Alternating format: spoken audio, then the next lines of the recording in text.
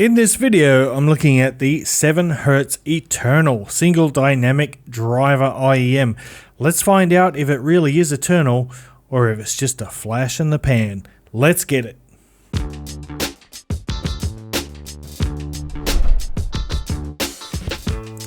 What's cracking, audio fans? It's David here from Prime Audio Reviews. That is the box of the 7Hz Eternal. I like what they're doing with their boxes, man. It's a nice unboxing experience. It's nice and small, so they're not wasting too much, they're not damaging the environment too much. These guys tend to over-deliver in terms of accessories because, like the Timeless, the Eternal comes with this amazing aluminium carrying case, felt lined, solid as a tank, like honestly, wow, look at that. It's not the kind of thing you want to put in your pocket, but nonetheless, that is a nice thing to have. And you get a good selection of included ear tips as well. But we're going to dive right in today, and that is the IEM. We'll have a closer look at that in a moment. Let's quickly cover the cable. Pretty nice cable. I love the way the color matches the IEMs. It's silver-plated copper.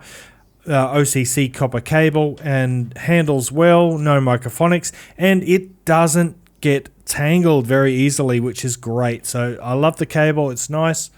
Now onto the IEMs. Obviously we can't talk about these without discussing, first of all, that design. I mean, look at that. It obviously borrows heavily from the Timeless design. It's essentially the same shell. It is a little bit thicker, just ever so slightly, but it's the same shape, so it's really comfortable. But man, look at that sapphire optic glass faceplate there, just beautiful, man. Anyway, so comfortable, looks great. By the way, the price is $249, and in here we've got a single dynamic driver, which is 14.5 millimeters. That is a pretty large driver, so these guys have the ability to move quite a bit of air. Anyway, let's talk about how these sound. So let's throw up the frequency response graph here. So the 7Hz Eternal has a lovely musical tone, and it wasn't what I was expecting coming on the heels of the Timeless. It sounds really organic, natural, and slightly on the warmer side of neutral. The Eternal has great tonal balance and one that is more musical than analytical. However, that's not to say that it lacks in technicalities, but it does have a smooth and inviting tonality. It might not wow you on the first listen, but you will appreciate these more as time goes by.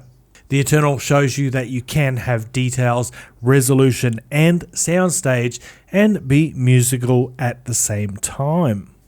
Now the bass on the Eternal is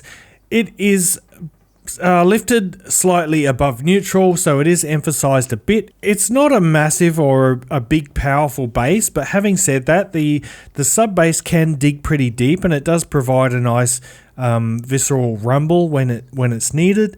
Bass notes are nice and rounded. They've kind of got a nice thickness to them, a natural attack and decay. It's a very natural sounding bass, and although it's not big, it's nicely balanced with the mid-range and the treble. So this overall is a more balanced IEM than the Timeless here. And you know what? I don't mind it at all. I actually really like the bass on this. It just sounds so natural, which is a kind of recurring theme throughout the presentation of this IEM. Now in the mid-range, the Eternal's mid-range is smooth and lush. Instrument note size is slightly rounder than neutral, giving the mid-range a natural earthy tone and a touch of warmth. Vocals are lush and they're silky, but they're still articulate and nuanced as well. The mid-range is the focus of the Eternal's presentation. It's warm and rich, yet it maintains a high level of transparency. The mids blend cohesively with the bass and treble, resulting in an engaging and pleasing tonal balance. And the treble is neither forward nor laid back, but it's very clear with a touch of sweetness. It's a safe, non-fatiguing treble with a hint of added warmth. The Eternal creates slightly rounded treble notes with natural decay and a measure of airiness. The treble is resolving but smooth and free of any sharpness. There's no sibilance either, so treble sensitive people should be comfortable with this IEM. The level of detail retrieval is good, but the attenuated upper treble means that some micro details are harder to distinguish, but overall the level of detail is quite good. And when we get to soundstage and technicalities, the soundstage has fairly large dimensions. It's wider than it is deep, so it's quite wide, but it's only moderately deep. Stereo imaging is really good, but the depth layering, like layers within depth, could be improved. The Eternal's detail retrieval and clarity are good, as I said, especially for something with a warmer tone. The separation and overall resolution create good clean space between instruments and prevent congestion.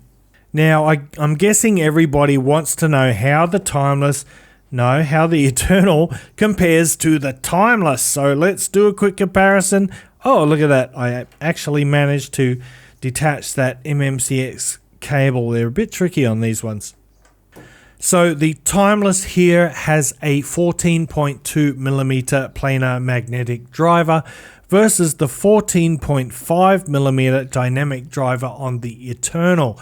There are some similarities in the presentation of these two IEMs, but to my ears the Eternal sounds warmer and more natural. The Timeless does have more bass depth and authority. It's a bit punchier and cleaner in the bass. It also has deeper sub-bass growl compared to the Eternal.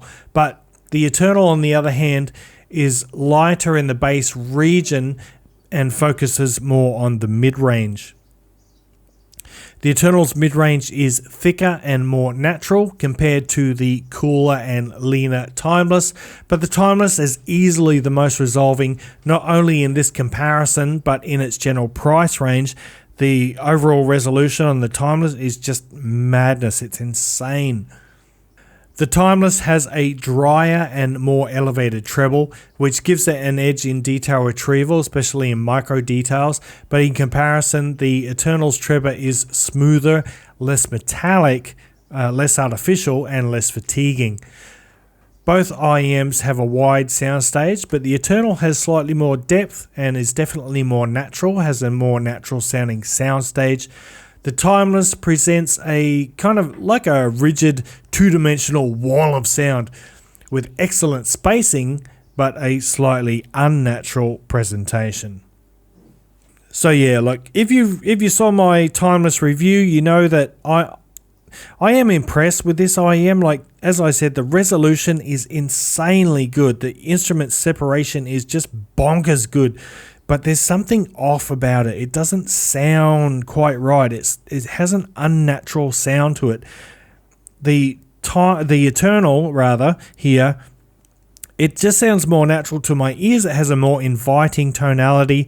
If I had to choose between the two, I would definitely take the Eternal here. It's warmer, it's smoother.